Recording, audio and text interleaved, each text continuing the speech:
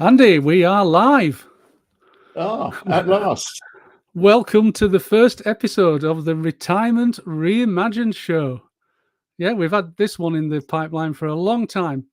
So just for anybody who's watching this, either now or in the future, I just wanted to welcome Andy to this channel. Together, we are going to do these shows on a regular basis, but we've yet to decide how often. I'm trying to push him into doing it every week, but he's kind of like, might be, because he'll probably be walking on the beach in Portsmouth or something like that. So we'll keep you posted. So if you watch the comments, watch the community page, that'll be where you can find out all about it. But so in today's episode, we're going to go over the 5 pillars that we think make an extraordinary retirement. And Andy and I have spent quite a bit of time putting this one together over the last 18 months. We've actually produced a guide on the subject. I'll leave a link in the description below, the Midlife Evolution Guide, which will give you some hints on how to do that. But in today's episode, we'll go over the 5 things, but in particular, we're going to cover the first pillar and the first step on the journey, which is perception. Now, Andy, why do you think this one is the first step and the first pillar? I think it's the first step and the first pillar because it's getting to understand what you're about. It's getting to understand how you see yourself. It's getting to understand what you like doing and what you don't like doing. And I think until you've got to this stage of your self-perception of what you are and what you want to be, I think it's very, very hard to move any further. I think we found we did it the hard way around. We started moving further and then realized we hadn't worked out what we really wanted to do and what would make us fulfilled. But yeah, it's really around you've got to understand yourself before you embark on this what actually is a very exciting journey. Yeah, it certainly is an exciting journey. It's a roller coaster. There's no doubt about that. You will certainly go over round a few bends, nearly come off the road, a few mountain passes. It's all part of the journey. But just on that subject of the journey, before we get into these things, into this one thing in particular, just tell us a little bit about yourself. I mean, I've obviously produced quite a few videos, and I think people know me and they know who I am. What about you? Tell us a little bit about yourself. I mean, how old, for example, were you when you considered yourself as retired? Well, it's funny because retrospectively, I considered myself retired when I was 47, 48. At the time, I didn't think I was. I probably wasn't ready. I didn't think I was ready for it. It came to me unexpectedly. So it wasn't a plan. And I still thought I had a lot more in me. So, but looking back on it, actually, I retired and I stopped my full-time career when I was 47. Right. Okay. And I suppose that begs the question that I did want to ask, because this one comes up in the comments a lot, which is, what is the definition of retirement? Do you have to not be working at all to be retired? No. So I think the definition of retirement is actually doing what you want when you want. Work is involved in that. So, since I stopped what I would call my full-time paid career, I've done a number of consultancy roles. I've done coaching. I've done turnarounds, all of which were fun to a certain point. But I don't think, I know I didn't really understand exactly what it is I wanted to get out of life. I thought it was something, but trying it didn't work. So, but I worked, and I still work. I still do things, but I do them. I think you mentioned it in one of your videos, Nick. I tend to do things when I feel like doing them. It's not that I haven't got any structure. It's just that if I really feel like doing something that day, then that's what I'll do. And that could be to do with work. It could be, playing golf. It could be we go away a lot. But it's what you feel like doing. And I think that's important. Now, the other day when you and I were chatting on it, we have a weekly chat, don't we? Every Thursday we have a couple of hours on Google Meet, because Just for the viewers, I'm in York and you're in near Wokingham somewhere, aren't you? Down in that neck of the woods. So we get on Google Meet, we have this chat. And the other day you said to me that retirement is like childhood. Yes, That was did. the comment that you made, and you asked me what was my childhood like, and I said, it was great, relaxed, could do what I want, had to be home for a certain time because mum wanted me home for whatever, but as long as you could stay out until it was dark, couldn't you, and then come home. Yeah. So tell me more about that. Tell me more about that. Why do you think retirement is or should be like childhood? Well, I think it's like childhood. So I was I can't remember who I was talking to. I think I might have been talking to my mum or my wife, one of the two, and it was just thinking about what my childhood was like. So in the summer, I didn't really think. I didn't have any structure. I didn't have things I had to do. Things I woke up in the morning, and if I come from a large family, so we're very different in those respects. So I've got four younger brothers, and the first four of us are very, very close in age. We used to go out and play football or cricket, or sometimes we go down to the beach, go on summer holidays with my parents. But there was never any problem. I was never bored. I always had loads of things to do, and I really enjoyed it. And I think the thing about it is that when you're a child, you don't worry so much about being judged or meeting other people's expectations, especially when you're on holiday. Yep. And I think that's part of the key to it. It's getting to that point where you're doing what you want to do because you want to do it, not someone else wants you to do it, or you think someone else would like you to do it. You're doing it for very, very selfish reasons as a child. And so I think that's what we go through. Yeah. Are you saying then that to have a good retirement, then you've got to be selfish?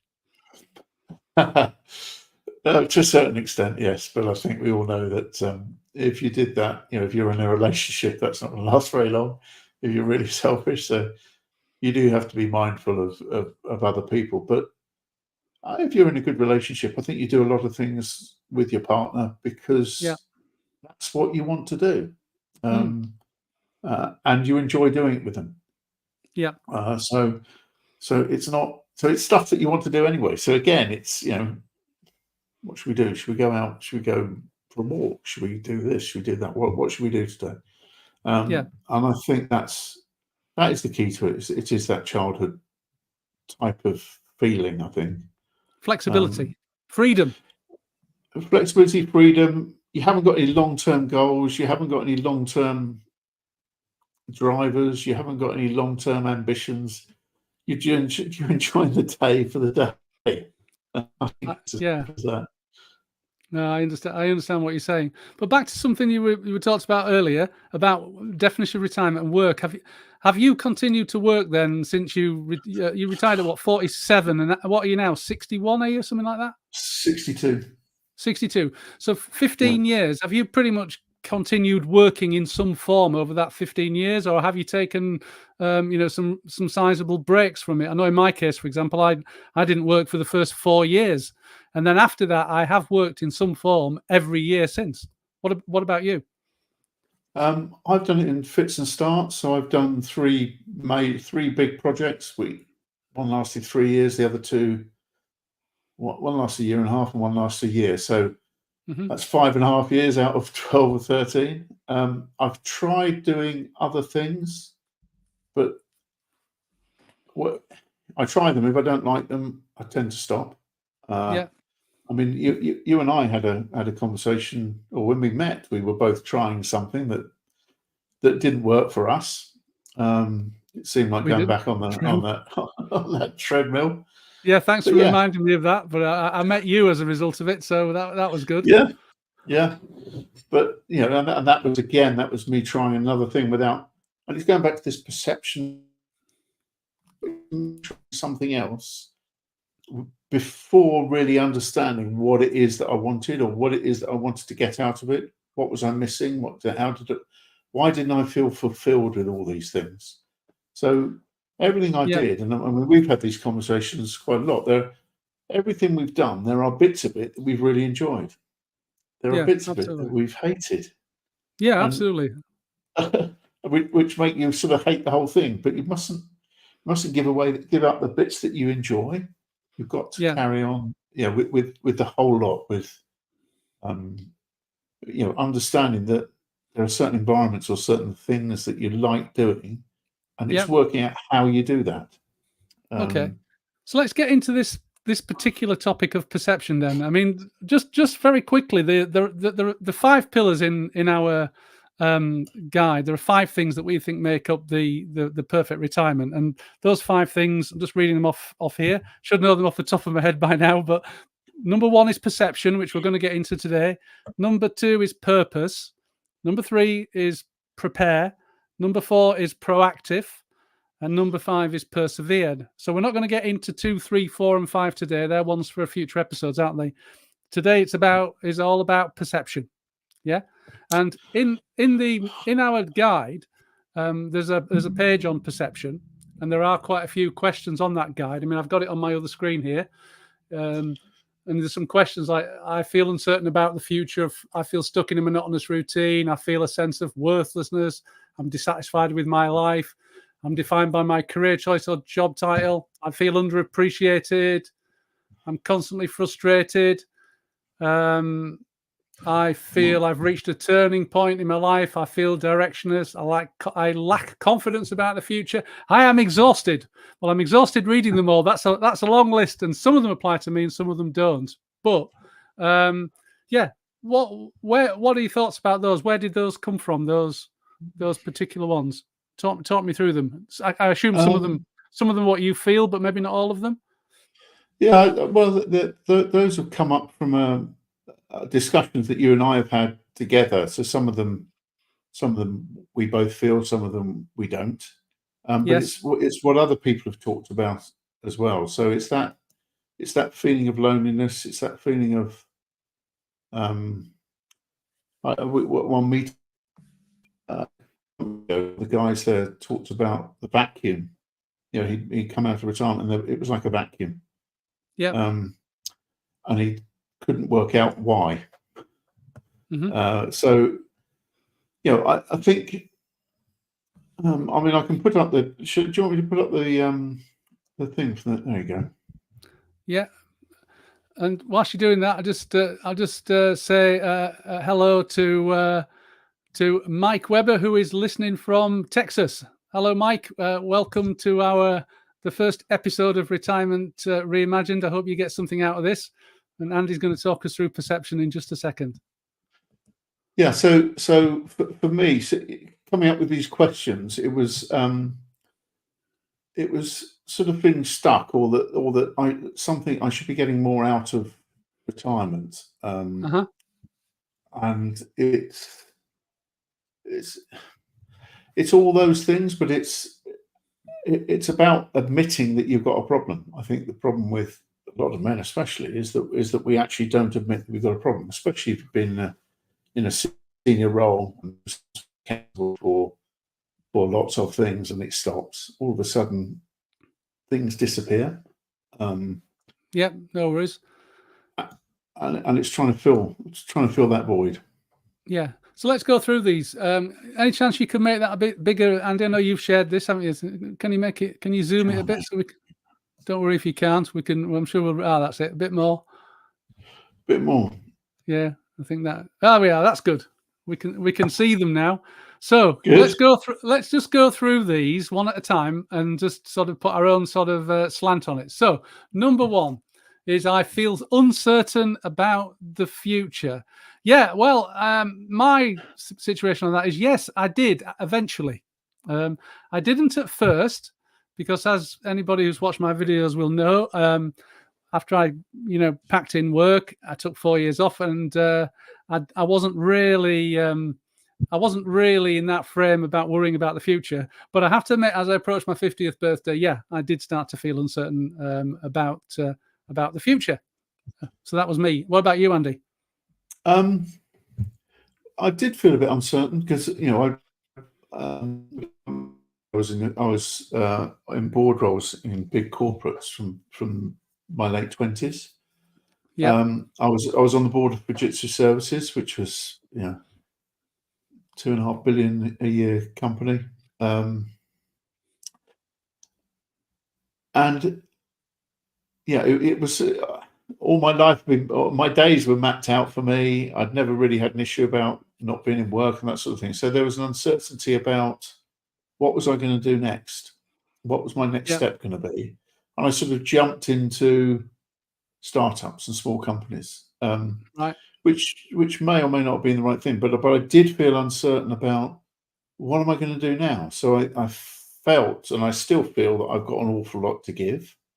Yeah. And it's how do I give that? How do I give that back? How do I help people? How do I help people with all the experience I've got? How do I feel fulfilled? How do I feel better in myself? So I did have uncertainty about the future. Yeah. Yeah. Okay. Before we go on to the second one, I just wanted to say hello to Fade to Grey, my good friend John, who we did a video together recently, who's parachuted in and has said it's great to see your first live chat. Hopefully, the first of many, John, the first of many. Thanks for joining us. You've heard me talk about Andy. Here he is in the flesh.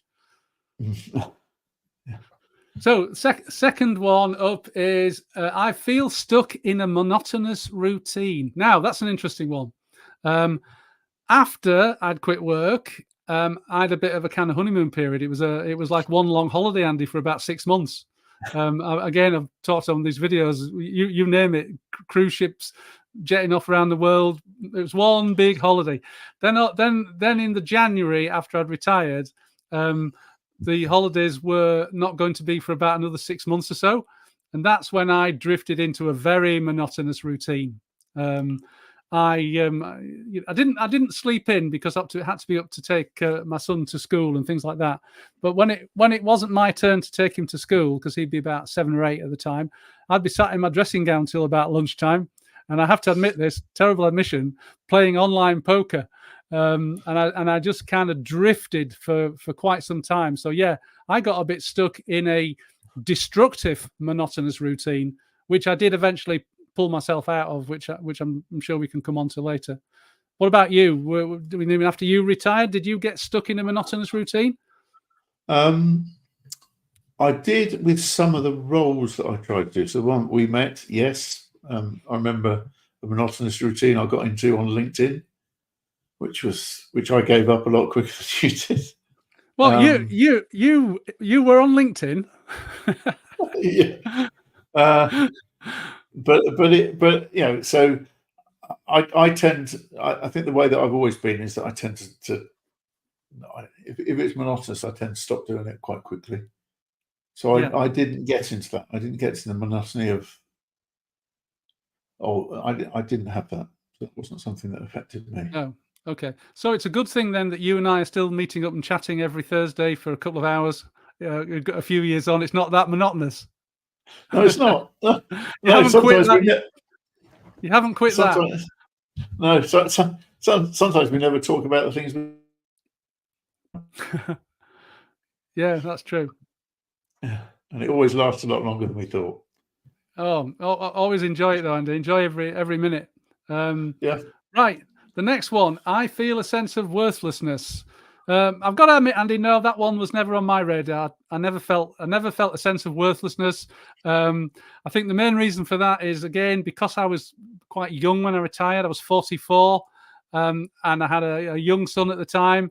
I just didn't really have time to feel worthless, because I was spending so much time with him. That became my my reason for getting out of bed eventually was to make sure I was spending some serious quality time with him. So never felt worthlessness, but picking up on a point you made earlier, I did start to question after a while, what was I going to do with all this knowledge that was in my head? I mean, I'd been in business I had my own business for 13, 14 years. It wasn't a big business. We're talking 70 employees, nothing like the type of business you've run. But it did give me a lot of responsibility and a lot to do. And that all went out the window when I retired. So there was an element of me thinking, I've got all this experience, I've got all this knowledge, I need to use it in some way. But I didn't feel worthless at that time. I was just trying to work out how I was gonna use it. How about you? Did you have a sense of worthlessness?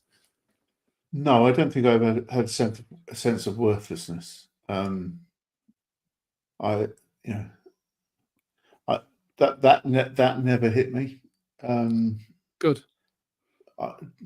Despair sometimes that I couldn't do what I wanted to do, but I never felt worthless. So no, but I think that came from comments that I've had from other people who've retired, and all of a sudden, and I think you've talked about it in some of your videos as well, Nick, about the fact that you lose your identity and you lose your sense of purpose and your sense of being, and people feel very worthless from it.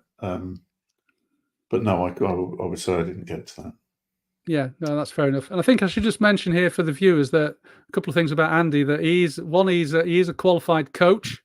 One of the things that he had a crack at and got his qualification.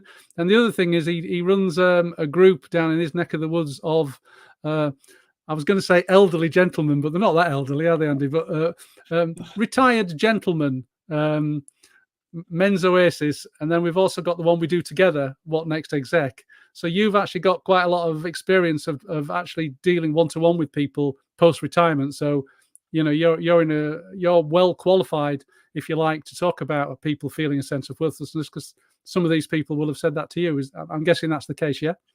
Yeah, it is. And you know, a lot of the places that I've been to, people, you know, so you bump into people who are in the same situation, who are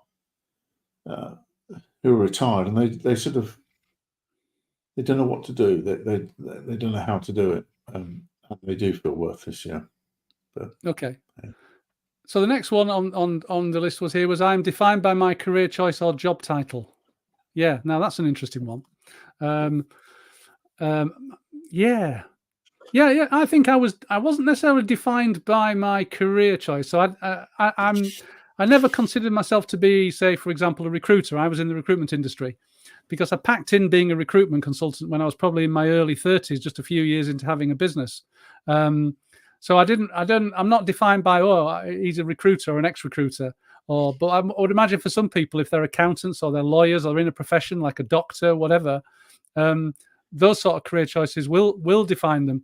Although I was defined to some extent by the fact that the business had my name on the door, so there was an element of identity attached to that. So yeah, I mean, that one I'm kind of 50-50 on. I feel a bit of it. I'm not dismissing it completely, because I did have some elements of feeling that, but not quite in the way I perhaps see some people feeling like that who've been accountants or whatever. How about you? Well, I was defined by my career choice and my job title. So Yeah, I went into, I did a lot of contract negotiation and turnarounds and sorting out issues, and I ran large pieces of business as the CEO for a number of parts of Fujitsu. So a lot of it was around title and the kudos that came with that, I suppose. I see. Yeah, status. Status, yeah, maybe it's not, but it does define you. It does define what people expect of you. So, you know, when I stopped, when I was looking for something else to do, trying to step back from doing a CEO role for a very, very big corporate into something smaller, or just picking up a big project, it's very hard, very difficult to do, because, you know, you talk like that, you act like that, people expect you to be like that. Yeah, I see So what you yeah, mean. I did feel defined by that, but and you know, I carried on doing CEO roles in some of the other things that I did since I retired. Yeah. So if I'd have bumped into you then, because we're only 1 year apart. You said you're 62, didn't you? And I'm 63. So Yeah. if 44-year-old Nick had bumped into 43-year-old Andy, yeah. No, let's say a couple of years earlier than that. Actually, let's say it's 42-year-old Nick and 41-year-old Andy, and we'd have bumped into each other, and you'd have said, "Oh, what do you do, Nick?" I would have said, "Oh, I own and run a recruitment company, small recruitment company, specializes in accountancy recruitment." What would you have said if I'd have said to you, "So what do you do, Andy?" I would have said, I run Fujitsu services in EMEA, Yeah, it's about 18 countries, turnover of at the time about 270 million. And we're trying to grow it. We're taking it from decline to growth. That's what I mean. That's what I'd have done. Yeah. And what about now? What about now? If I was to meet you now, not knowing who you are, and I bumped into you and we started chatting, and I said, and I said to you, well, maybe first I should say what I would say. So you said, what do you do, Nick? I would say, oh, I'm retired, but I still do a bit of work, consulting, coaching, things like that. Yep. Trying to use my knowledge to help other people. That would be Yep. my stock answer. So I said, what about you, Andy? What do you do? Well, I'm retired. I play golf. I work. I work with some charities. I try and help other people. I do a bit of coaching and mentoring, but I enjoy life. Excellent, and I can vouch for Andy on that one. He really does enjoy life. Yeah, that is certainly true. That's certainly true. And some of the things that he suggested that we might do together. What was it, Andy? You wanted me to go on an icebreaker to the South Pole? Yeah, Yep. if I remember rightly. Actually, I quite fancy that now, but I'm going to have this gallbladder operation first. But I quite fancy. I've been given the go ahead to go on that from the wife, so she's happy for me to. Yeah, she's happy for me to go. She thinks it would be good for me to spend a few weeks away with my good mate Andy on an icebreaker in the South Pole. I mean, you should do it. You never know; it might cure your gallbladder. Well, the gallbladder will be gone, but it can't be cured, mate. There's a 2.5 centimeter stone in there. Unfortunately, I wish it could be cured. We put a little incision in and open it up to the cold. You never know. Oh, you never know. What? Just the gallbladder freezes, and it just the gallstones just disintegrate. No, that's a good. Actually, that's all right. Yeah, that's not a bad strategy, Andy. Yeah, absolutely. So but moving on. The next one was about feeling underappreciated. I got to say that one. No, that one was definitely not on. Not on my list. I wouldn't say I felt underappreciated. What about yourself?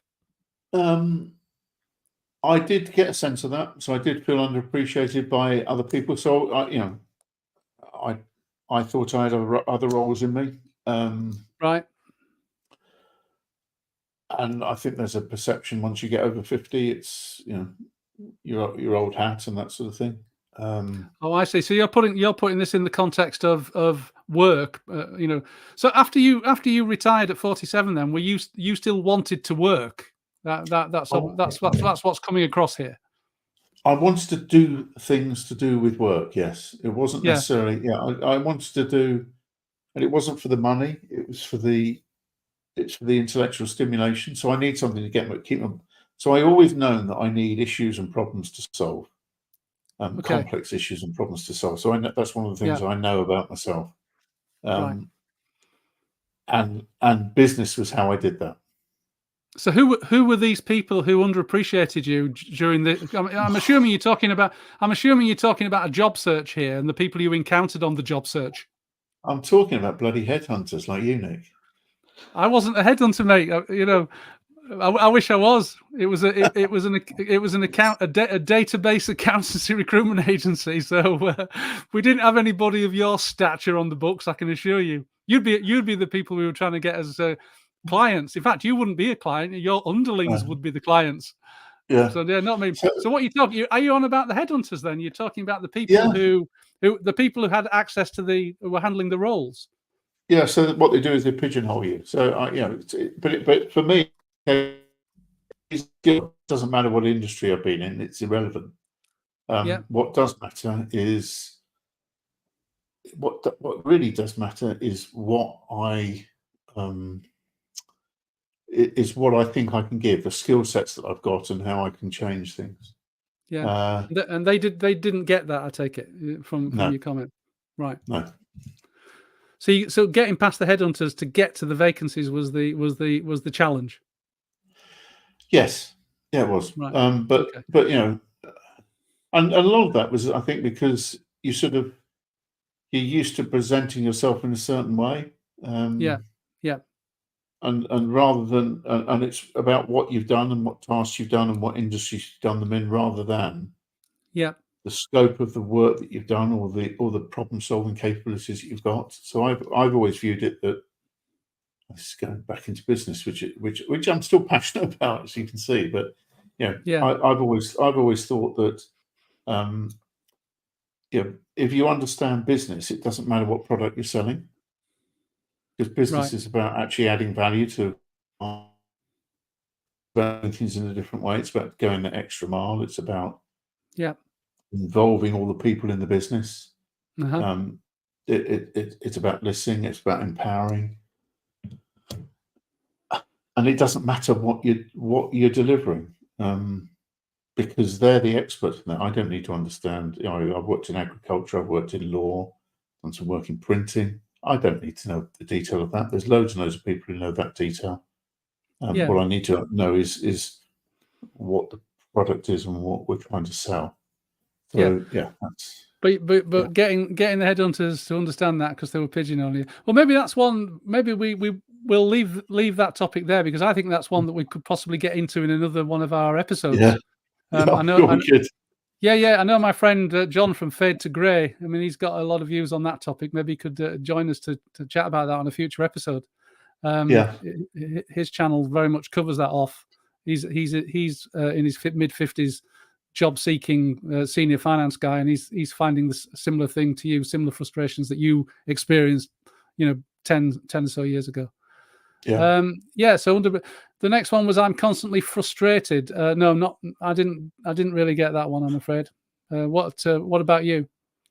I think probably if you read it, what I've just said on the previous one is probably bleeds across frustrated. Yeah. Because I couldn't do what I wanted to do. I couldn't give back what I wanted to give back. So there's a frustration, and I still have a frustration now. So I still have a frustration.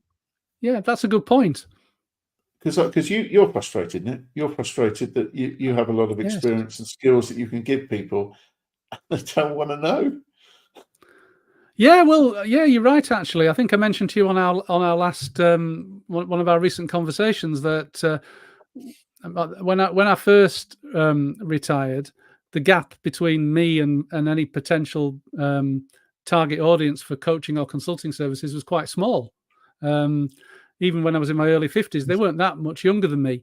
But now at 63, there's like a 20-year gap, and I'm fairly sure they think I'm an old fart, an old dinosaur, who couldn't possibly understand how the mechanics of the recruitment industry work in the 21st century. God forbid, because I was from an era of the 1980s. What was it? Gordon Gekko and wide lapels and Porsche 911s with wing, those wing tail things at the back, with a couple of what do they call them, analog phones on my desk, and sending out CVs in the post. So how could I possibly understand how it is now? But nothing could be further from the truth. The fact that you and I are here now on live streaming using StreamYard suggests that we're always keeping abreast of technology and movement. But that's true, and that goes back to your point about being pigeonholed, isn't it? As you and I are probably perceived by the early 40-somethings, because they're the ones with the responsibility and the power, to be a couple of old dinosaurs. And that is frustrating. But fortunately for us, the other dinosaurs, the over 50s, 55 and above, there are lots of them growing all the time with similar frustrations, and they don't think we're dinosaurs. We're a movement. We'll try and do something about it. We're a movement. No, I get you where you're going with that one, but constantly frustrated.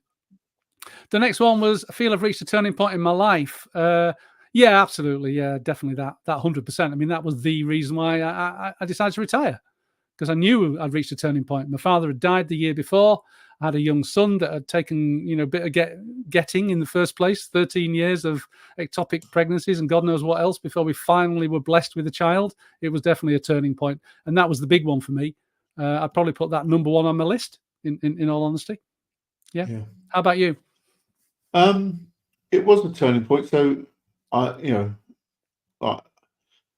so the first thing was knowing or realizing that I didn't need to earn that amount of money to carry on living the same sort of life.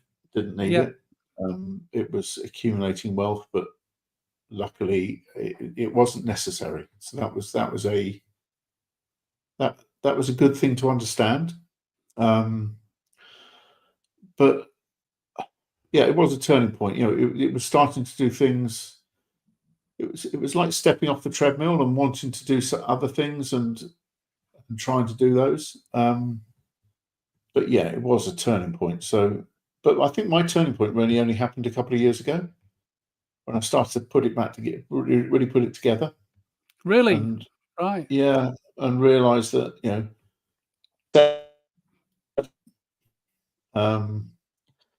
and actually, it's this perception thing we're talking about. It's understanding more about what I want to do and what I don't want to do, what makes me tick, what doesn't make me tick.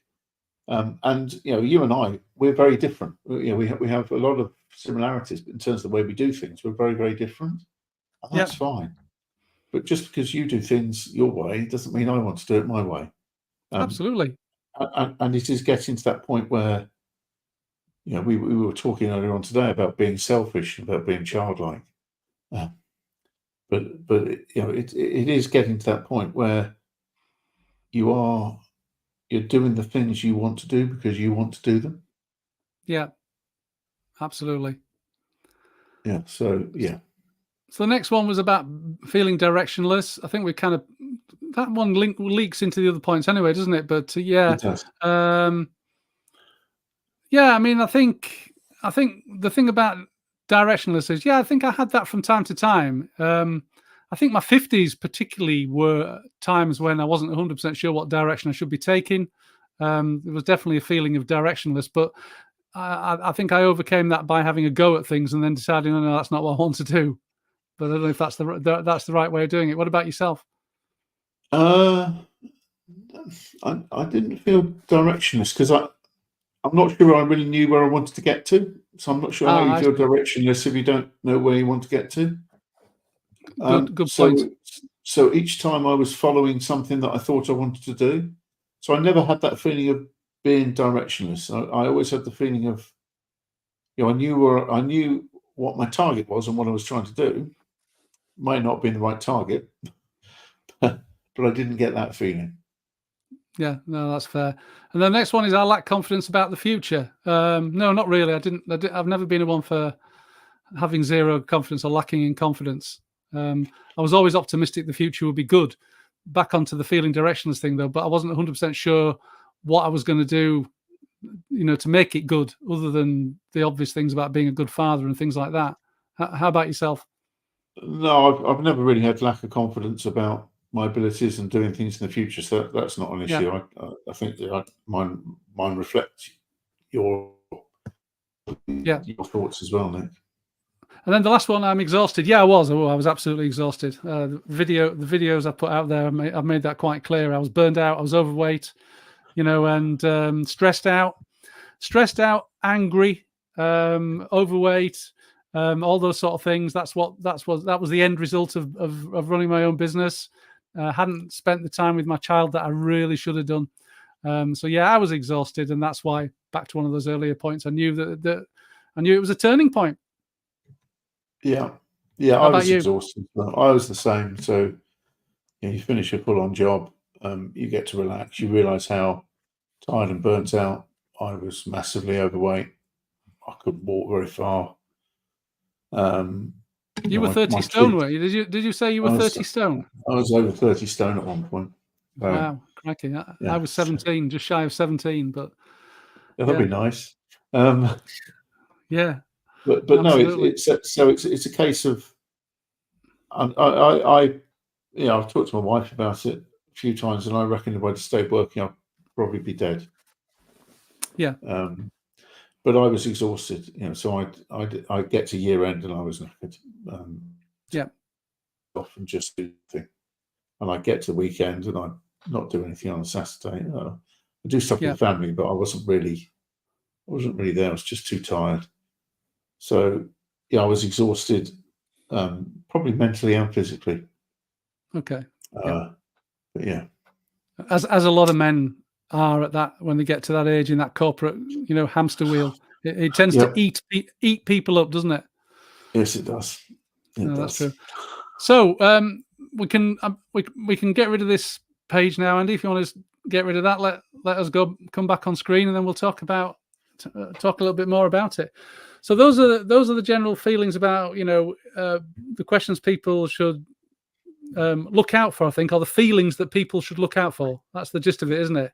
If you're feeling, you're not going to feel all of these, are you? Or if you are, you're very unlucky. But you're gonna feel some of them. I mean, I think we went through it there, and we were both felt about at least half of them. And what you're saying is they're all things that you've come across people who have felt all of those things at that point. Yeah. So if people have those kind of feelings, what's next? What to do about it? There's things that we've done, that we've talked about doing, and that we've done, and I think it's probably best place to start. So, one of the first things I did was psychological profiling, which I'd done throughout my career anyway. And there are some tools on the market where you can do that, and you get an idea of what sort of person you are. Now, these are all geared towards jobs, but if you think about retirement as a job, it's not paid, but it's a job. What it does, it helps you work out the sort of environment you'd like to be in, the things you like doing, the culture you like. It talks about your values. It talks about things that when you read it, you go, oh yeah, well, okay. It starts to put it into words, and I think we've both done it, and we've both looked at it and thought, wow, hang on, I wish I'd done this a little while ago. I wish I'd actually got to understand it better. And everybody that I suggest do it, and the is Find My, which is free. You can get a program afterwards which helps you get a job, but none of us are trying to do that.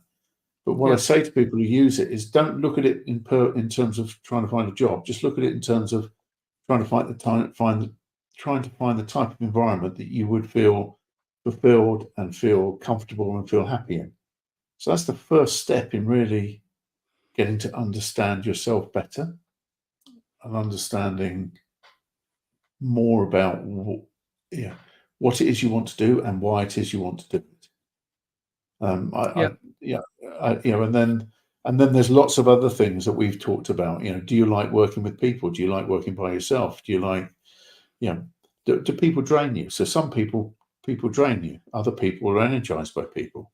So it's understanding the sort of personality you are. And once you start piecing that together, all of a sudden you realize why some of the things that you felt uncomfortable doing or didn't feel right, you actually start to know why, and you probably wouldn't have gone into them in the first place if you had the better understanding of yourself. So it would have saved me a lot of time and effort and heartache. But I think you found the same, haven't you, Nick?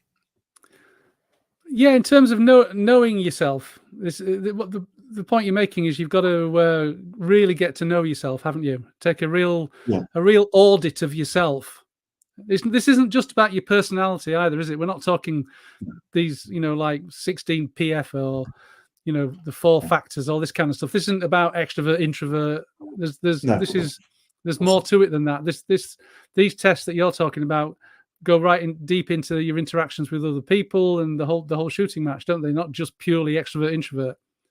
But I mean, I would agree. Yeah, I didn't really think too much about it. I won't lie. I'm a bit like something you said. You said you didn't really kind of start figuring it out until a few years ago, and I think I feel the same way, to be honest. I think it was only after COVID that I really started. I made any real effort to go in a new direction. Until then, I'd kept getting sucked back into the recruitment sector and things like that in various advisory roles, investment roles, things like that. I kept getting sucked back into it because it was an easy option. But I knew kind of deep down inside it wasn't what I wanted to do, really. So it's going back to you were defined by your role, recruitment. Whatever it was in recruitment, but it was. Well, I tried things outside of recruitment, and they went very badly. So So it was almost like, well, bloody hell, I don't seem to be able to understand any industries apart from recruitment, so therefore I better go back into that, which actually wasn't the right thing to do. But we all do these things, these experiments, aren't they? And then you and I went down the route of going into this large American organization that pulls CEOs together to chat among each other on a monthly basis, and needed chairs to do all that. And that was awful. That was an awful experience. Apart from obviously meeting you, that was an awful experience. I actually got sucked into a world there that I didn't really ever experience, because I was the business owner. I didn't have to put up with, and this one's for my American friends, assholes, or for the UK friends, arseholes. Well, I did have to put up with them because they worked for me, some of them, but I could fire them if I wanted to. But the arseholes, they certainly came out of the woodwork in that organisation. I could imagine in the corporate world, the big corporate world, it must be a nightmare. But I did try and tell you some of the things that were going on. You couldn't quite believe it. No, I had no experience of it, so that's why. I mean, I was very young when I left the corporate world to set up my own business, and I had no experience of large multinational corporate politics, which is where most of the people who were chairs in that organisation had come from. So they were well versed in it, and I wasn't.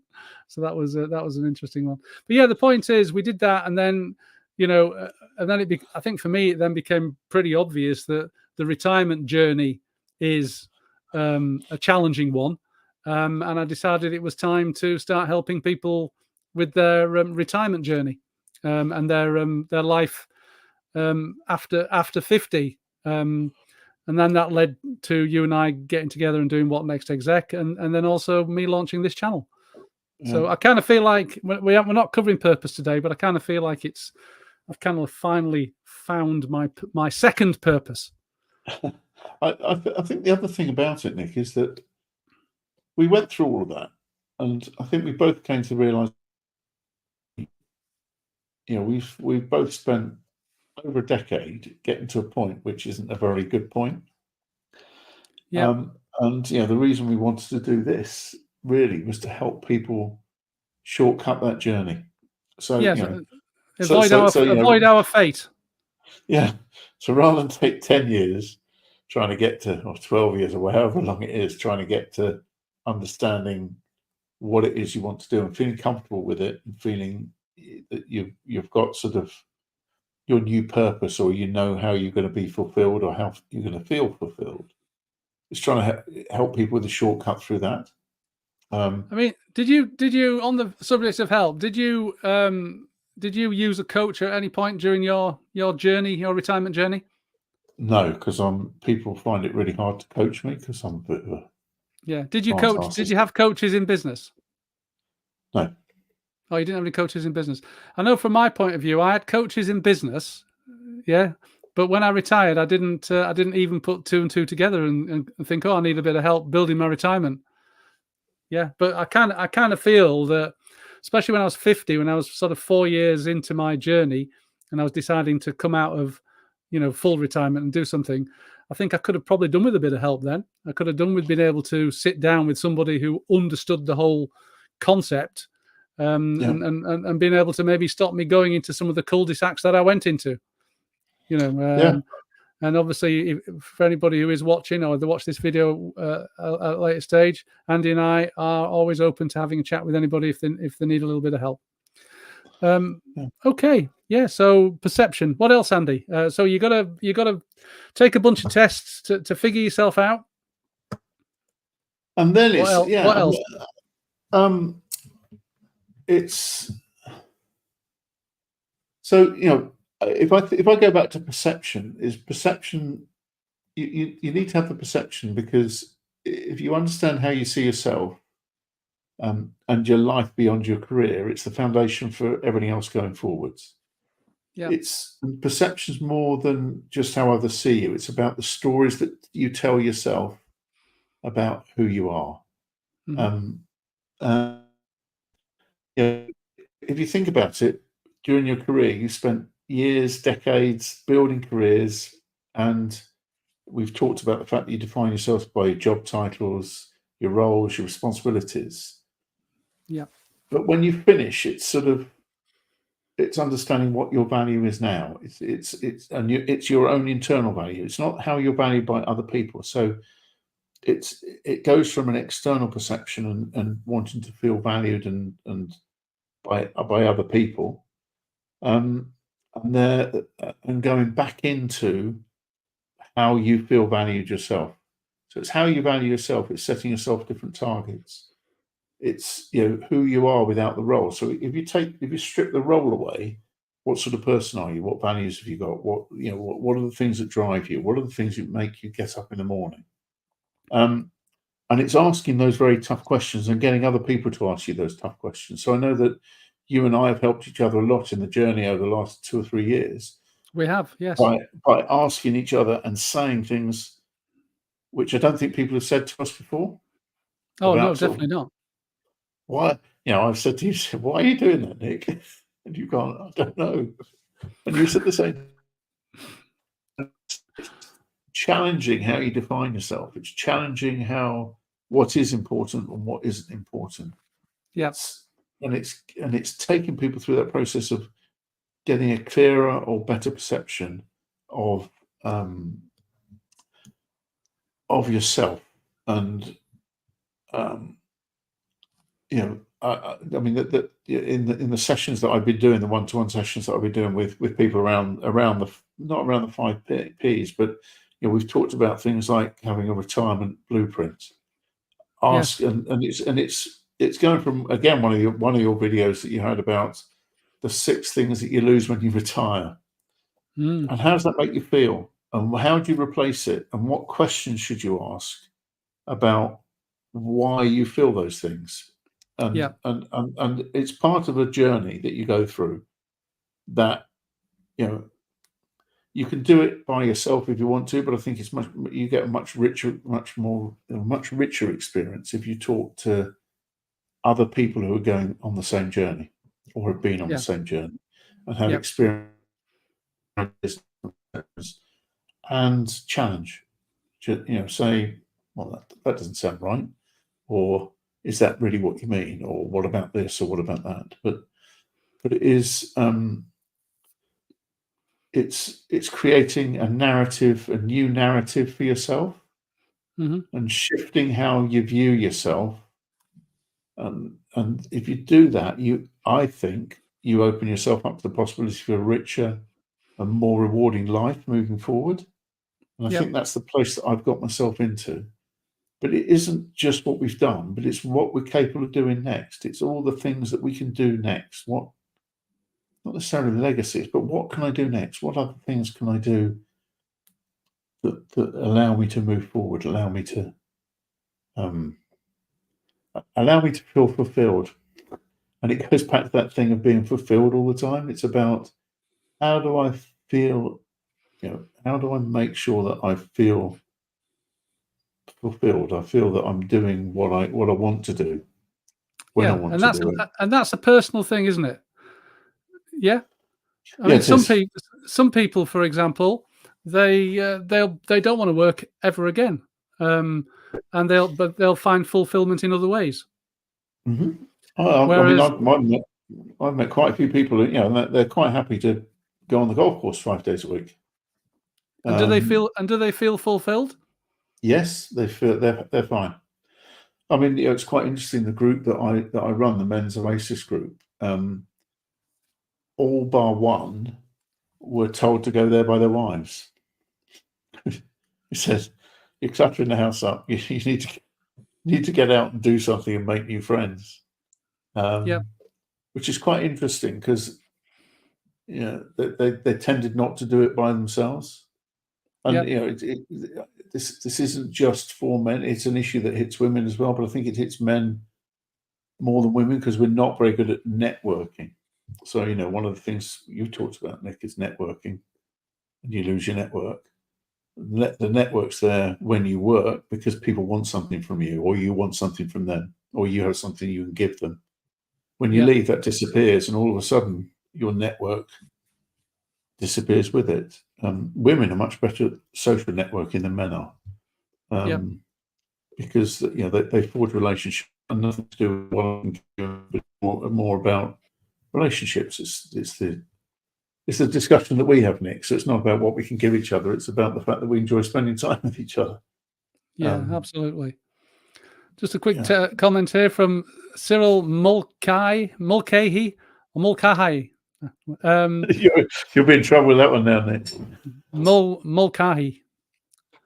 Yeah, well, it depends if it's a silent H or not, because my name's Irish. Mar, M-A-H-E-R, pronounced Mar, as if the it's so I don't know if with Cyril's work, perhaps he'll let us know at some point how's it pronounced.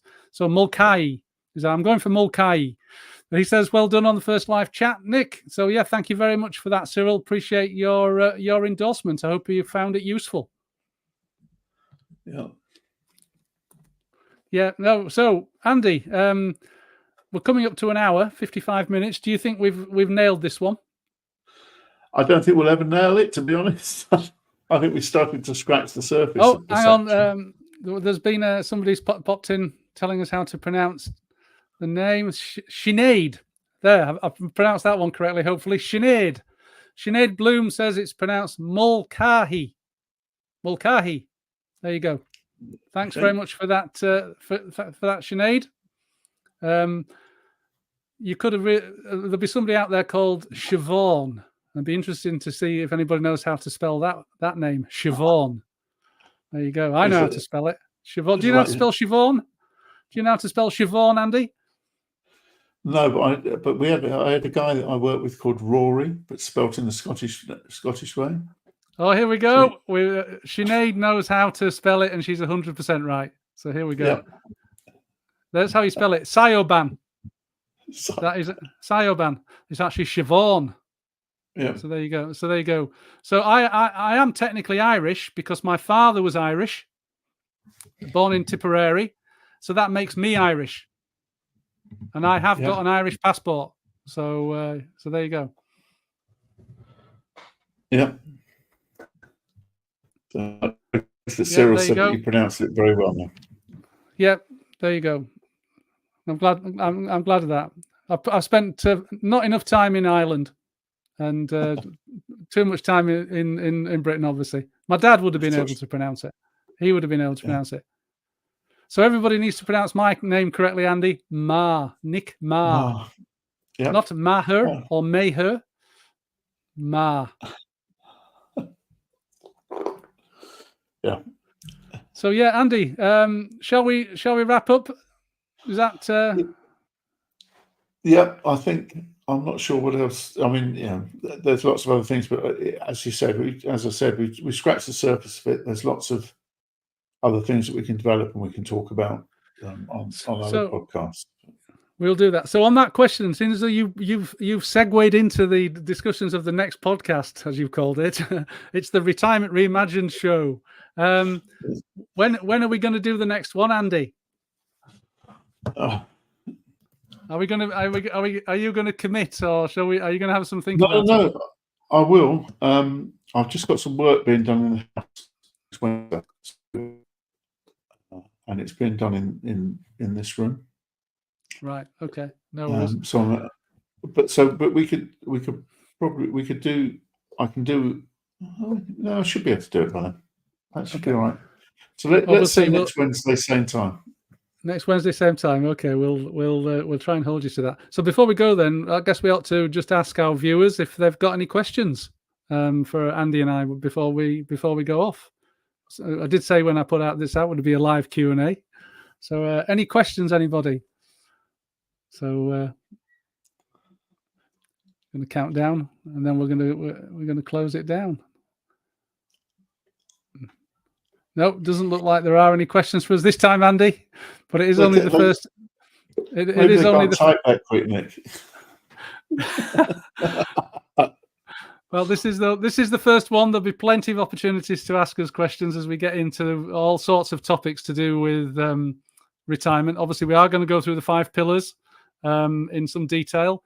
and then we're going to get into all the things that surround that, because those pillars spin off lots of topics. They're all interlinked with each other. So okay, right. Well, I think in that case we'll wrap up. Thanks for joining me as co-host on this one, Andy. It's okay. Pleasure. And for the people who've parachuted into our first live, I'd just like to thank you very much for attending, and we hope to see you in the next one. Yep. See you later. So there we go. It's about to go an hour. Thanks very much, and goodbye. We'll see you again.